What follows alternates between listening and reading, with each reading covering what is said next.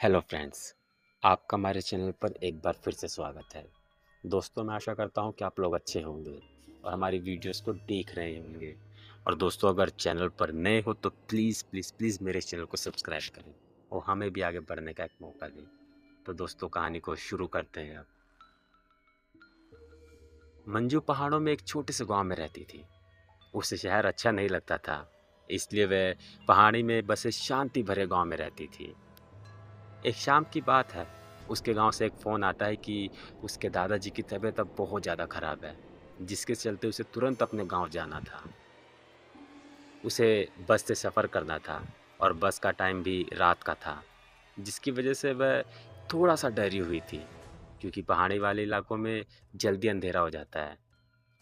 वह डरते ही bus stand पर पहुंच जाती है, पर बस स्टैंड पर बहुत ज़्यादा सन्नाटा था, जो वहाँ के माहौल को और भी ज़्यादा डरावना बना रहा था। थोड़ी देर वेट करने के बाद बस आ जाती है। बस काफ़ी ज़्यादा बहुत ही ज़्यादा डरावनी थी और उसका ड्राइवर उससे भी ज़्यादा डरावना था। मंजू बस में चढ़ जाती है, लेकिन बस के अंदर कोई भी नहीं रहता सिवाय मंजू के। मंजू हिम्मत कर बस में बैठ जाती है और बस थोड़ी देर बाद चल पड़ती है। जैसे-जैसे रात होती जाती है, वैसे ही वैसे जंगलों में अंधेरा और भी ज़्यादा घना होते जाता है।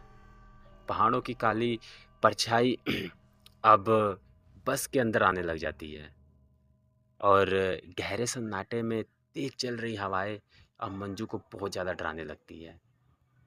कुछ देर बाद बस एक सुनसान रास्ते पर मुड़ जाती है, जो गांव से होकर जाता था। रास्ते में कुछ झोपड़ियां दिखाई देती है, जिनके टूटे हुए दरवाजे से एक अजीब सी रोशनी दिखाई दे रही थी।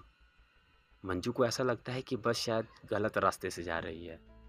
वह इतना सोच ही रही होती है कि बस एक सुनसान रास्ते पर जाकर रुक जाती है।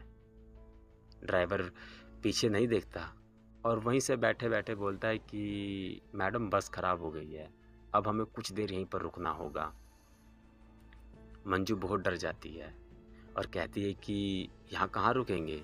यहाँ तो कोई भी रुकने वाली कोई जगह ही नहीं है। ड्राइवर कोई भी जवाब नहीं देता और बस उसी सुनसान सड़क पर रुकी रहती है।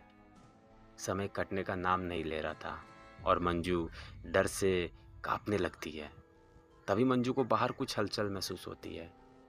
मंजू खिड़की से बाहर देखती है तो उसे एक परछाई दिखाई देती है, जिसकी आंखें चमक रही थी और वह कुछ अजीब सी आवाज़ निकाल रही थी।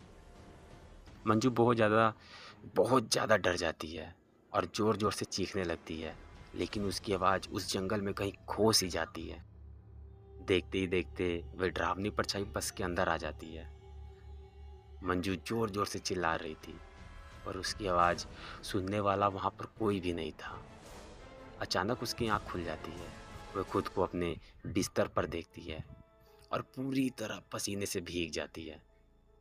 बाहर से सूरज की रोशनी आती है, तब मंजू को थोड़ा-सा शांति आती है और मंजू को ये लगता है कि हाँ, शायद उसने कोई बुरा सपना देखा था। मंजू अब चैन की साँस लेती है, पर फिर भी उसे वह सपना बहुत ज़्यादा सताता है। वह खिड़की के बाहर देखती है तो उसे वही बस दिखाई देती है, जिसे देखने के बाद मंजू के होश ही उड़ जाते हैं।